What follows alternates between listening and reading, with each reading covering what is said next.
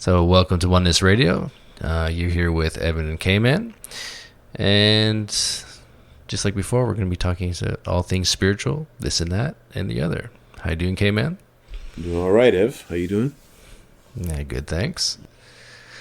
So last week we had a guest on last week. We had Dion, and we discussed basically the inner child and talked about what's it like raising children in a mindful way. And that conversation developed into exploring the inner child. And what came up for me in that one was the idea of unconditional love. And what does it actually mean? So I think a lot of people have an issue with unconditional love. You can see it in mothers. It's one thing that we can really see. The female part of the species, in most species, have this undying love. They'll do whatever it takes for their children, right? And so, but when you're talking about unconditional love for all people, like, how does that manifest? What does it look like? What does it actually mean? Is it possible? So that's what was coming up for me. And so, what do you think it is? Do you think it's possible to love unconditionally? Well, like, in different religions, the spiritual aspect of which is for a lot of them to overcome the self or die to the self or overcome the ego or gain spiritual enlightenment or become one with God or, whatever it is. This kind of like unconditional love is kind of like a part and parcel to all of these with for the most part, to love unconditionally, like we have an image of our minds of what that is, and it's a little bit different for everyone. So really, whatever that image you have of it is, right, it's going to be a little bit different, but the objections to it that come up in the mind are probably the same. And that's where I kind of want to look at, right, is that as soon as you think that, you're like, oh, that means if someone does something bad to me, I have to just let it go, right? Or I have to love them. I have to find love in my heart for someone who does something bad or even terrible to me. And then there's something in you that says, well, I can't do that, or, no, screw that, or, Right? So I think that's the most common objection. I don't know, is that an objection you experience in the mind that arises when you think of it? Yeah, 100%. So it has to be thought out to have that objection. You know what I mean? If somebody asks you, well, what would happen if somebody just came up to you in the street and punched you in the face or yelled at you or whatever, right? What would your response? Would it be loving towards them? And I get what they're saying, you know what I mean? Because most likely not. But I don't think unconditional love is that. What I feel that unconditional love is basically your true nature. It's that within you that basically accepts all just by the virtue of being, right? Beingness itself. So I see why people have a hard time with it, because I certainly did. And it wasn't until I had done ayahuasca that I actually realized this or discovered this.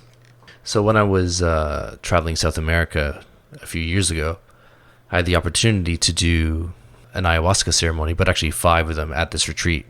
We had been traveling around and we had met some people who had done it, and my wife and I weren't anticipating doing it, but after we heard what they had to say, we're like, okay, well, let's give it a go. And so we went to the mountains in Peru.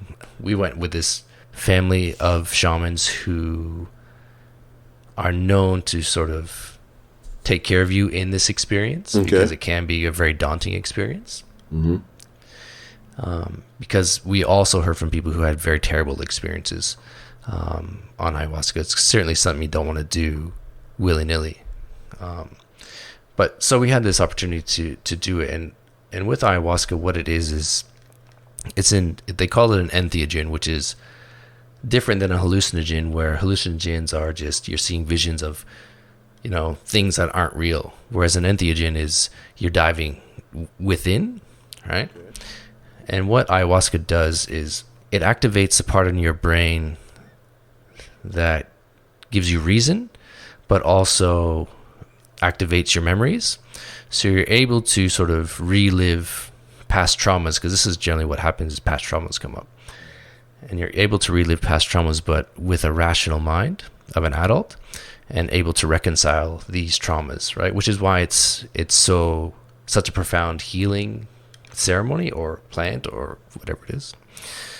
So in the ceremonies, what they want you to do is basically set an intention before you take the ayahuasca.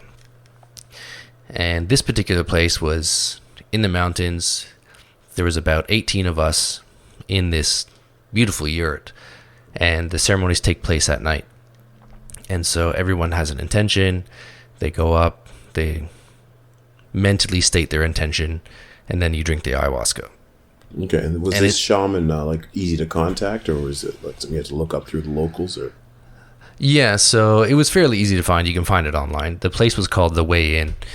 It was such an amazing experience, but like I said, it's not something you take lightly.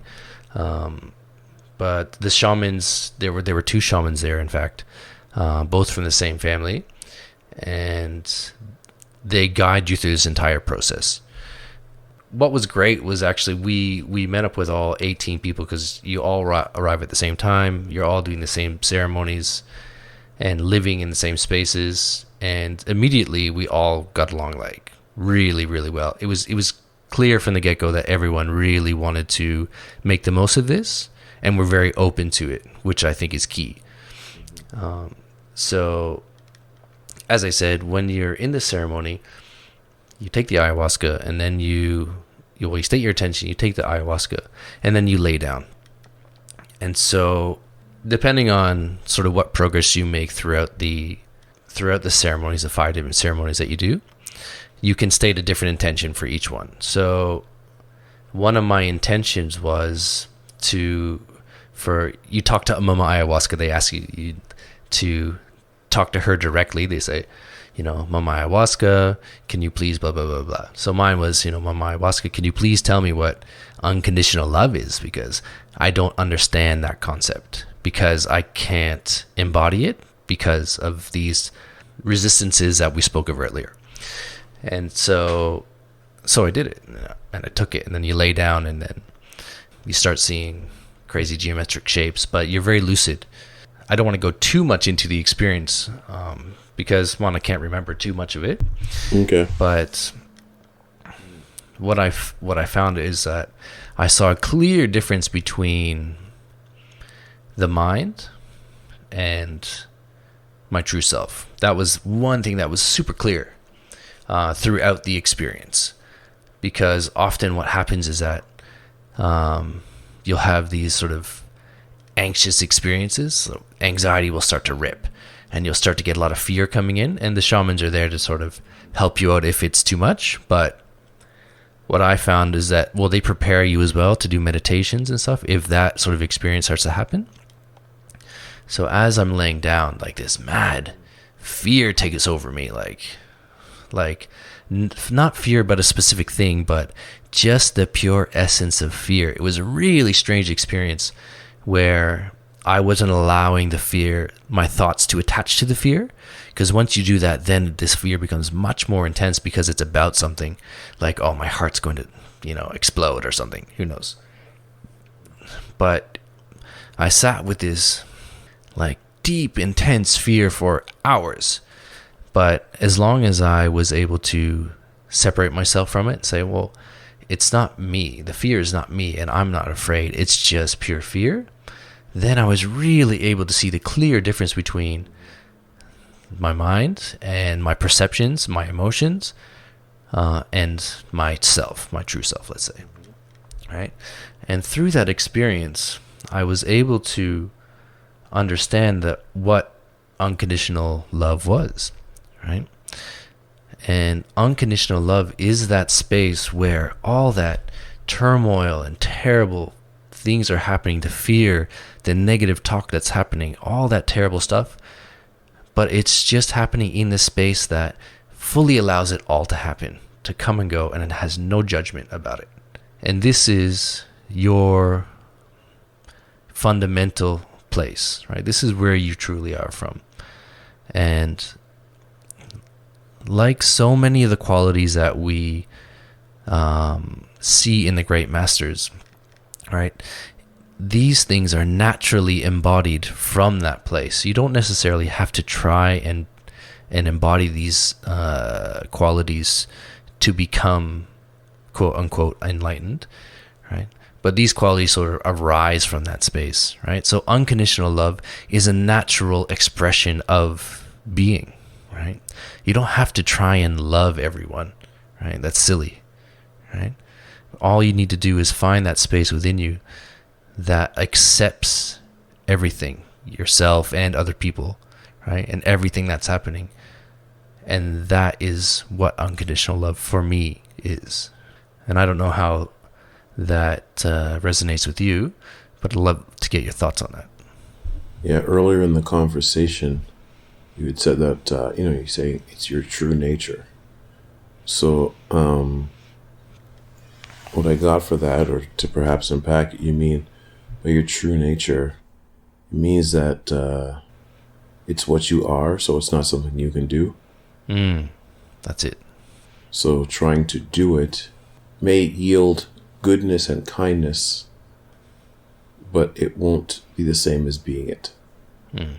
And how to be it, right? There's no how to. So you're saying it's your true nature. It's you are that itself. To try and do it or to express it is one thing, but in order to make it, besides, true saints, humanly possible, you kind of have to be it, because it's almost impossible to do it 24/7. People get tired and hungry, and people have horrible things happen to them, and people get annoyed. And even if you learn to control all your emotions and become a very calm, peaceful person, right? Life can throw things at you, or catch you at a moment or whatever like that. So to have this thing about unconditional love, it goes back to the spiritual aspect, why it goes part and parcel with so many religions as well, is that it's almost impossible for an individual to have unconditional love, right? You have to kind of expand yourself maybe beyond an individual, or be something other than individual, because it's the challenge itself is your individuality. The challenge to unconditional love is your individuality itself. The two are at odds. So it's very hard for a human being to wrestle with the concept, because you're an individual entity trying to exist or feel or imagine or think beyond the confines of the thing that defines you, which is your individuality. To think beyond its interests, basically, to feel beyond its interests, right? And the mind, the individual mind, or the ego mind, right, the separate mind, falls short of the task. It can't kind of hold on to it. So it can only think of things to kind of resist it. From that standpoint, there's a lot of difficulty. And I bring these things up because these are the type of resistances that really come up when people try to tackle this concept of unconditional love, or an all-encompassing love, right? And it's hard, right? And a lot of people lose heart or give up, or go through ups and downs, right? And I think I don't know if a lot of people address this when they're talking about seeking or spirituality or religion or whatever it is that it's tough to follow whatever it is you're trying to follow, whether it's a spiritual practice or a state of being or whatever it is, right? So unconditional love, right, as a task is it's almost insurmountable, right? So That's why, that's what for me, right, is important also to discuss, because there's a lot of stuff out there that's already talking about, it is your true nature. Yes. But how do I get to the point of view where I see this as my true nature? Yeah. Right. That's the nitty gritty of it. Or as I say, it's in the spiritual trenches, right? Not in the war room, so to speak, where you're, moving things around on a map. We're down in the trenches here, trying to figure this out, trying to come to some reckoning with the nature of who we are. When one truly decides to take it on as conscious effort, that's your goal, it can be life changing, right? And not always in an easy way, and not always and never actually in a predictable way. So it's beautiful that you've come to a place where, you've had that experience of that unconditional love. Although it is your true nature and you can just be it, right? To get to that point, it's how do you say? One of the most important things to remember along the way is to love yourself. Because that's really how you're going to get there. Because through all those ups and downs, you'll have to love yourself most of all through the process. So that's how we don't lose heart throughout the whole thing. Don't lose heart by loving yourself and remembering to love yourself, and in a way that is within reason. So we're not talking narcissism, right? We're talking being tender with yourself, being compassionate with yourself, but also encouraging yourself along the way, because that's going to be your greatest companion, right? As far as one is concerned, is to try and train, so to speak, or discipline your mind to kind of join in the journey, so to speak, right? Because it's it can be a hell of an enemy and a hell of a friend once disciplined. Once it finds the rhythm of how you like things to run, or how you like things to be constructive as rather destructive, it just needs to find the new pattern. And it'll fit into it, right? That's what it does. Yeah, it's interesting because soon after I had that experience, we visited each other, and you had put me on to Muji at the time. And at the time, he was exactly sort of what I was looking for to sort of consolidate this. Because despite the fact that I had this experience, I didn't feel as though I was anchored in that. And I found that Muji's teachings were very pointed and simple, and that within a matter of, a few weeks to a few months, that I was anchored in that, right? And that was, for me, my awakening moment, to really understand the difference between who I think I am and what I am. Yeah? And after that moment, I started writing. I was really inspired, and I wrote a few articles for a blog, which didn't last very long, but at the time I was heaps inspired to write. And I wrote an article similar to what you're saying about self-love, right? Because in the article I outlined that it's so easy for us to be compassionate towards other people when we see people suffering. We're quick to step up and help and offer what we can to them to ease their suffering. But what we don't do is look inside and see, well, hold on a second, they're suffering inside, whether it be self-doubt, or it could be guilt, or it could be frustration, whatever it is. Right? We don't look inside and see these things happening within us, right? But once you do look inside and you're unconditionally loving towards yourself, right? And understand that you are also just another person, like the person that you want to help externally, right? You're just another one as well who also needs help and compassion and love, right? And once you realize that, then a lot of the negative things that you feel about yourself, or the thoughts or the emotions that are associated with those that come up, have a lot less impact on you, because you're just like, hold on a second, that's not who I am. Just like you would say to someone else, like, don't worry so much about that, right? Because of X, Y, Z, right? But you look inside and you see that, and you're like, hold on. I'm not this terrible person. I don't need to think about myself this way, because it's all not true, right? I'm the one who's watching it all, right? And although those patterns may continue to play out, that's what you recognize. You recognize them just as patterns that have been conditioned since you were very young, right? And you become more compassionate and loving towards yourself. And as you do that, you deepen and deepen and deepen into that space of unconditional love. And once you can love yourself, then you can love everyone. Mm. And you had also mentioned earlier about it being that space where it allows everything to happen. Mm. And I when you said that, I the observation arose that I might be having the drama of my ups and downs emotionally and mentally with what's happening in my experience of this life.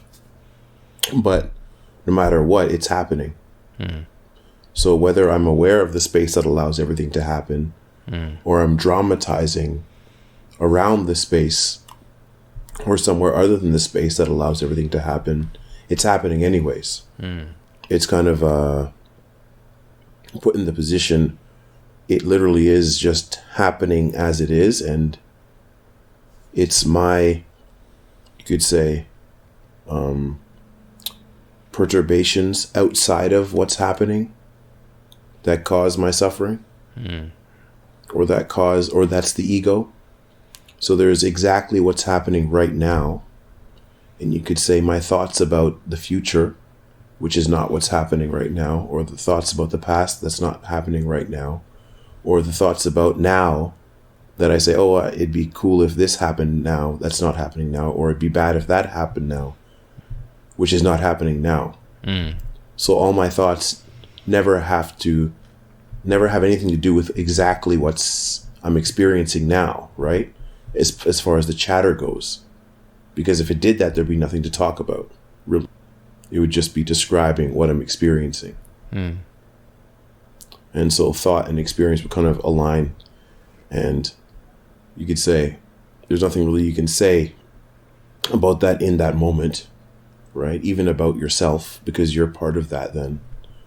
In that space, right? You're kind of aligned with what's happening, as opposed to kind of thinking about what's not happening. Mm. And then you're in that space where you're allowing everything to happen, or not allowing it to happen, but everything is happening anyway. Yeah. So whether you're allowing it or not, it's happening. So you gotta kind of fall in frequency really with what's happening, or you fall out of frequency with what's happening, and you experience that as being, outside of what's happening, something separate, something out of sync, constantly thinking about everything except exactly here and now. Mm. And that was just an observation I had made, and I was thinking if one could kind of be just in tune with what's happening right now, it's not really like I love, like as if unconditional love, like I love what's happening. It's more like what's happening is happening, and I'm not really, like I'm not, one way or another against it, right? Mm. Maybe the self-love comes in when you realize that you are what's happening too, right? And that self-love becomes that unconditional love for what's happening, whatever's happening. It's a kind of like self-love. No, this is what I observed when you were talking inside. That's what was you could say the inner dialogue that was outside of what's happening, right? Was arising within me. But I really like your description of what happened when you had that experience, and it's expanding one's concept of love in any way, I would suggest, in any way you can find in one's life. It doesn't have to be, this unconditional love for everything that's happening.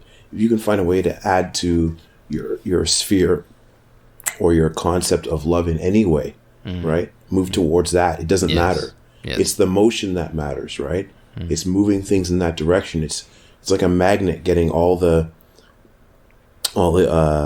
electrons lined up in one direction, right? So it's when they move in one direction, they get their magnetic charge. So you want to do the same thing in yourself. Get everything pointing in that direction at least, right?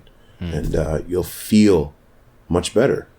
And you know that you don't have to be practicing anything spiritual to understand that.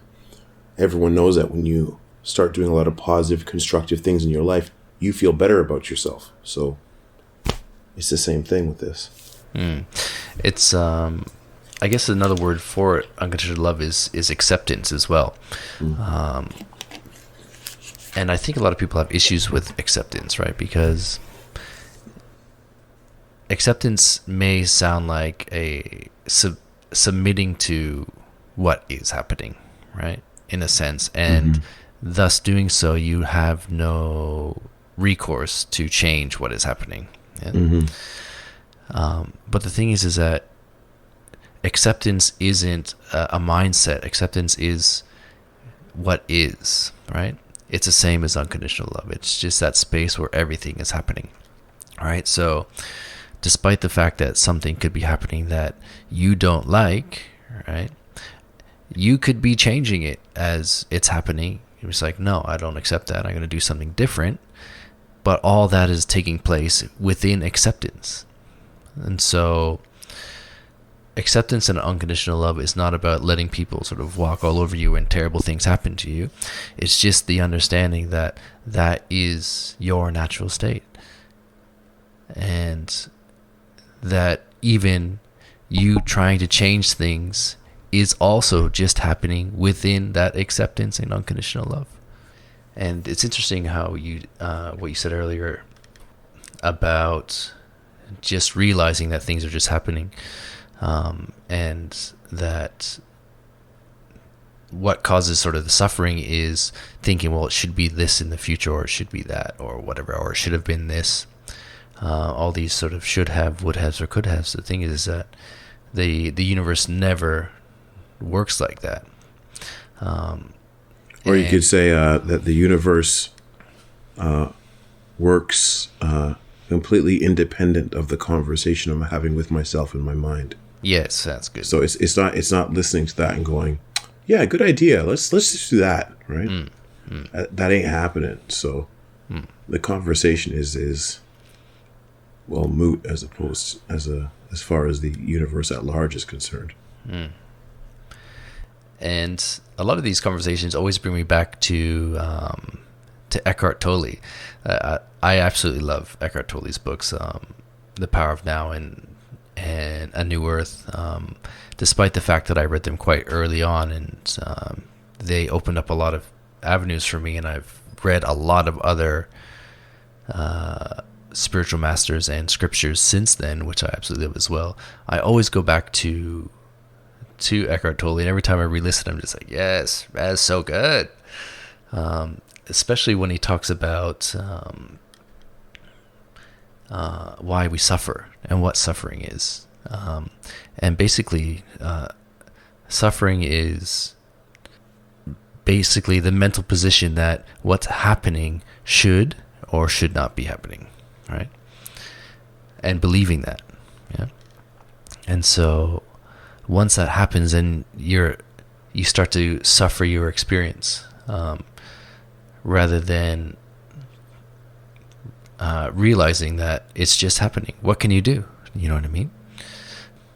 So are you saying that the ego is the one that looks at reality and says, I can do something about this? Yes. Even though it ultimately can't, and then suffers because the nature of itself is the thing that says I can do something about it, but the truth of existence is that it can't, and so its very existence itself is suffering.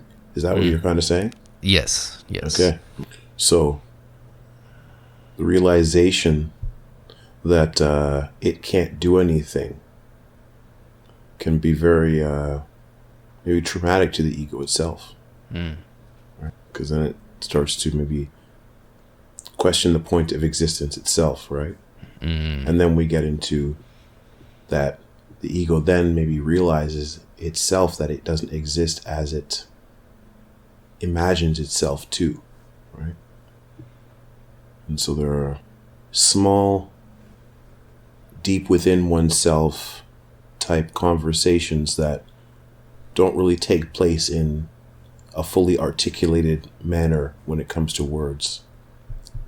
It's kind of like working on a combination safe somewhere deep within oneself, where you have to keep your ear right next to the lock where you turn those dials for the combination, so you can hear everything click, everything move in and out of place, and listen very carefully as you make adjustments on the inner. Really, that's what you're looking for. Aligning things up on a level that is not expressed outwardly, so it's nothing you can see. You're literally feeling it and thinking it at the same time. Your mind and heart they're kind of one in this endeavor, because you need both to do this, right? So it's a feeling thought, right? And you know when something clicks, right? It's like anyone can experience this when you sit in meditation and you have a really good meditation where you're like, I don't know what it was about that one, but I feel very clear after that, right? Something inside clicked, right? And it was nothing. You were just sitting down, doing nothing, being quiet and still. And yet you were able to gain something clicked, right? Something felt good. You hit the combination to the safe, right? And it opened something. And, that can't be articulated, right? So it's very difficult to kind of tell someone or show someone how to do that, right? Besides saying, sit and be quiet for long enough until it happens to you. Which brings us back to, I'm going to sound like a broken record over this podcast, but I always encourage people to meditate, to sit down, be still, be quiet, and just be, and not have to add anything to your being besides just being, and to learn to be happy or comfortable there. I say it again, you owe it to yourself to just be able to do that. And I think that's where self-love actually starts in earnest. Is when you learn to love yourself in your, you say, rawest essence, right? Before you even think about what you are, before you even think about what you look like or what you think like, just as you are, just being, right? Learning to find some love there. It's kind of like the fundamentals of self-love, right? And meditation is a great way. By meditating, you're showing love for that part of yourself. You're giving homage to that part of yourself. You're saying, this part of myself gets my attention as well. And giving attention to it, is like what I call the fundamentals of self-love. You got to learn how to love yourself at its essence before you love any aspect of yourself on top of that. And so if people are listening now and they've never meditated, what would be a great way to start? You know what I mean? Would it be just trying to sit down and be quiet? You know what I mean? Or should they pick up a book and learn something, or learn some techniques, watch some videos on it? I mean, there's so much stuff. There's so much stuff out there, right? And there's so many different types of people that, different types of meditation seem to work with. So, there's no one size fits all type thing. But at the base of everything, even when you do like mantras or you do yoga positions or whatever it is, at the end of all of it, you sit in silence.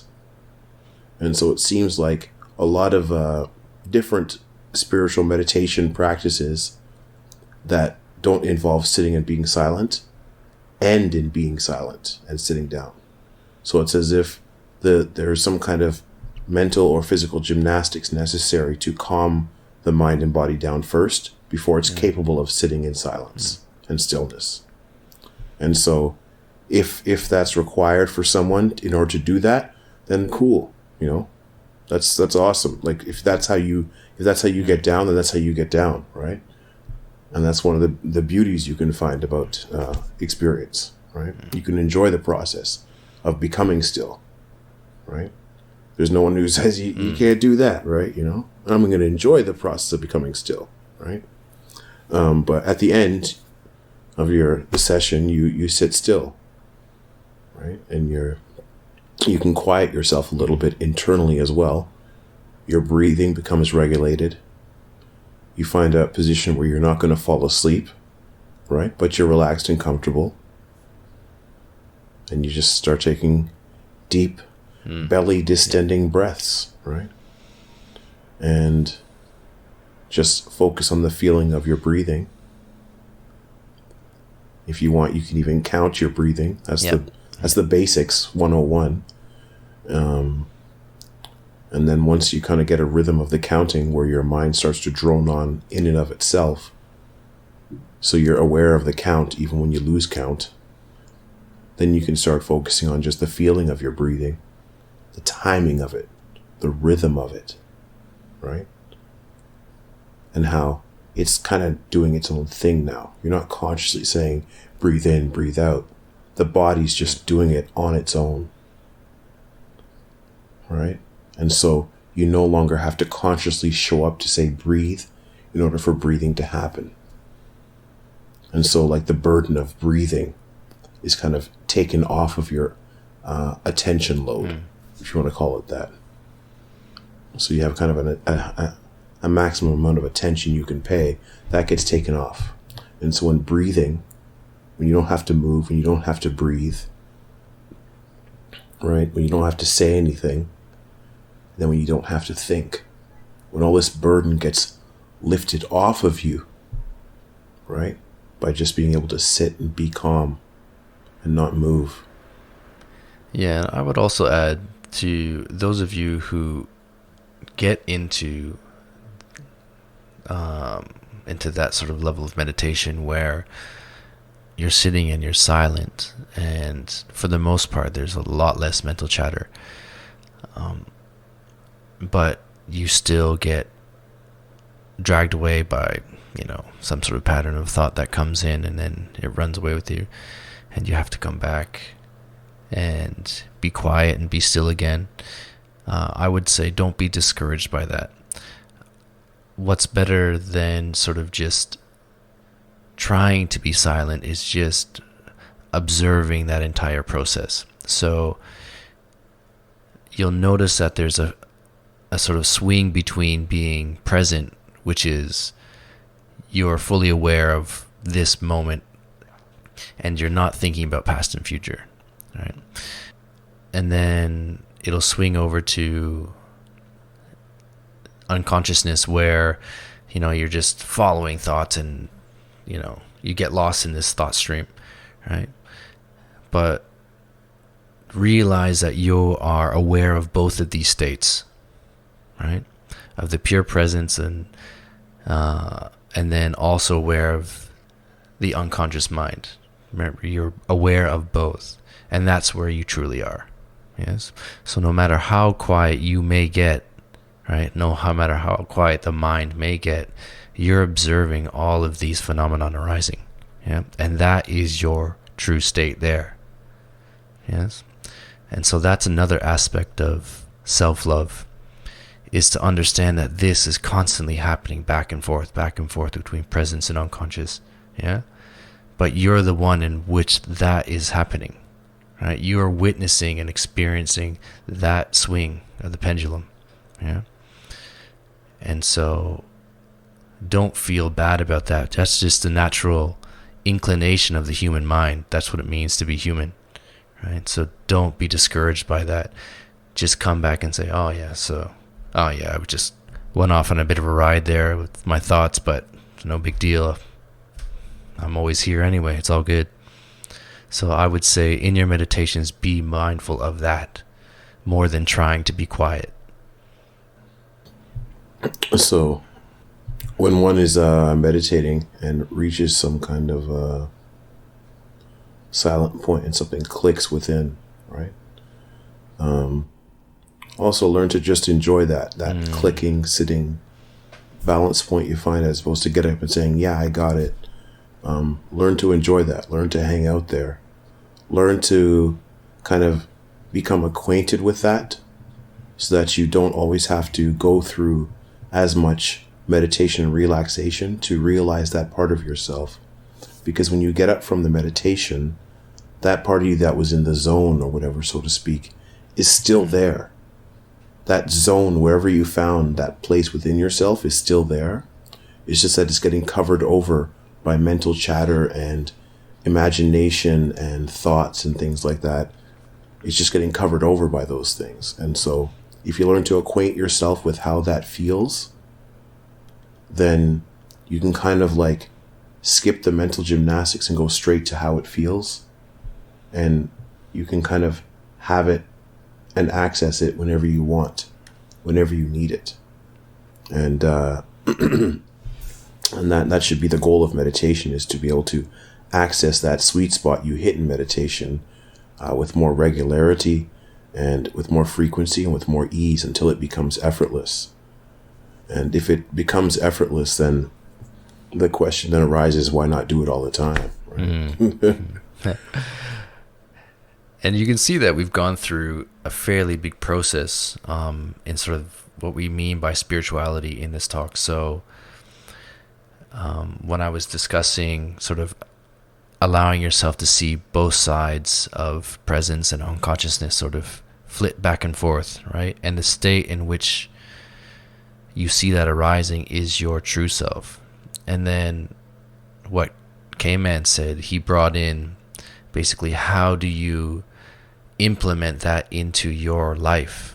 Yes, because remember, we're not just here to know what we are. Yes, we're here to bring that into this existence, right? And the more that you find that sweet spot, like, yes, there's something about the quality of this state that I feel is bringing good into this world, yeah?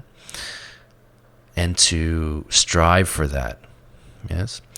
So basically, the more present you are, yeah, that state of presence, right? You're not swinging so much back into unconsciousness, right? The more you bring that present into your daily life, the more loving and compassionate you are to yourself and others, right?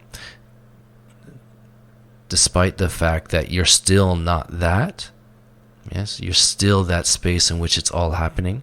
Yeah, there seems to be this drive to be more present, to be more loving, yeah, and to be more compassionate to those around you. That's the expression of the awakened human, right? And to be mindful of that, and to, like K-Man says, take your meds. You know, your daily meds are so important. If that's what you strive for, if you strive to bring that aspect of the unmanifest into the manifest. Well, for someone just tuning in now, by meds you mean meditation. Correct. Yeah, much of mental chatter happens to also be a habit. So when we're in a group of people, there's a kind of social anxiety if everyone's speaking and you're not saying anything. There's a feeling that you need to speak, right? When you go through the course of a day, or else you're the quiet person, right? And so this kind of like a slight social compulsion to make your voice heard, right? When in the presence of others, especially in a group of people, that gets internalized as well. And so sometimes you'll find that when you're sitting down to meditate, your mind will just say things. And you're like, well, where did that come from? And literally, it's just saying things to say things. Just like someone would do if they felt there was an awkward silence, right? So don't try to like go, why did I think that, right? Sometimes it's just throwing stuff up just to throw stuff up as well, right? Sometimes you might get something profound or something you might need to look into more in your deep silences. And sometimes it's just throwing stuff up, right? And you don't need to let it distract you or bring you out of your meditation either, right? Yeah, so it's basically like switching off a fan, yeah?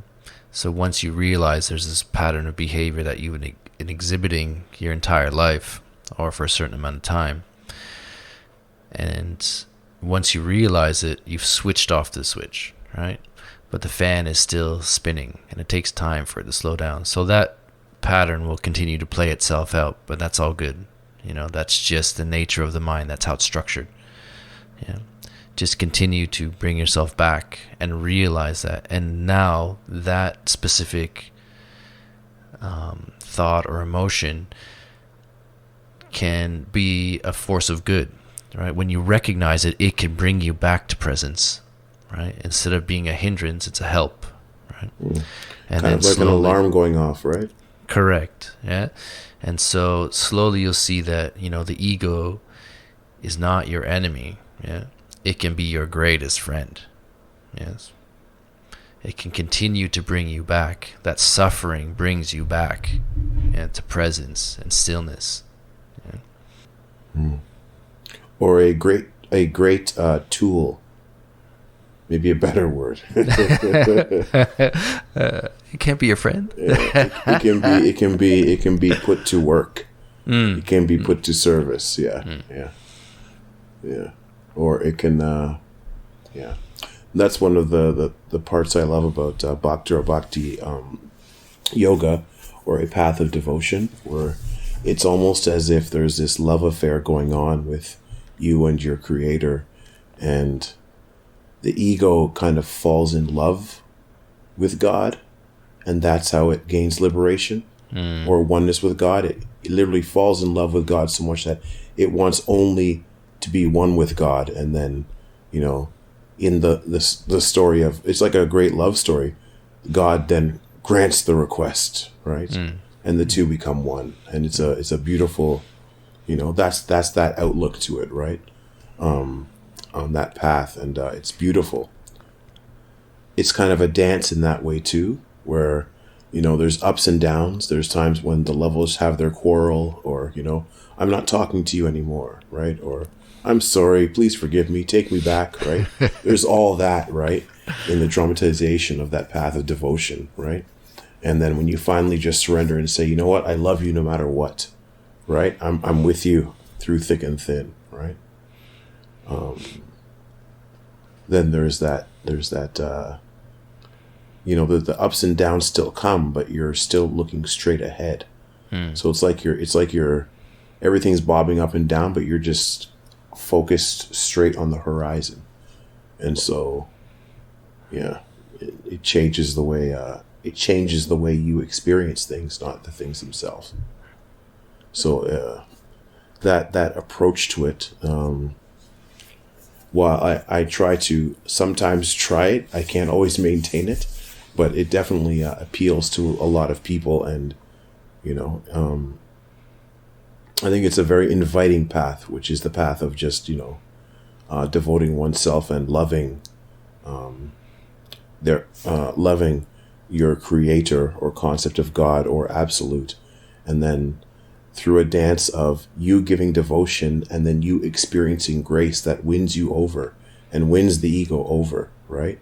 The ego kind of throws up its hands and goes, all right, you know, enough already, you know. I love, right? Right? And I'm sure I don't know, I'm just speculating at this point, but perhaps those who follow that path get a more spectacular ending at the end of the road. And that's the appeal of it. If all paths lead to that same place, maybe they get a more spectacular, you know, end to the show, and that's the appeal to those who choose that on level of the soul, you know, so, are you not entertained, right?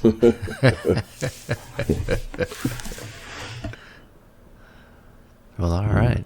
Yeah. It was a good talk. I think it's maybe time to wrap it up. Are there any final thoughts or anything you want to throw out there for our listeners before we go? Yeah, I guess just, if you've enjoyed this talk and you're enjoying what we're discussing and it's resonating with you, continue to follow it. There's maybe some things we talk about, you're just like, yeah, it's nothing. But if there is something that really resonates in your heart, just grab onto that and just follow that, and it will take you to where you want to go. Yeah. And I hope that you find what you're looking for. You find the liberation and the peace that's within you, and keep going. Don't stop. All right. Yeah. On that note, this was Oneness Radio. Thank you for joining us, and we look forward to talking and chatting with all our listeners next time. Have a good one. Peace. Peace.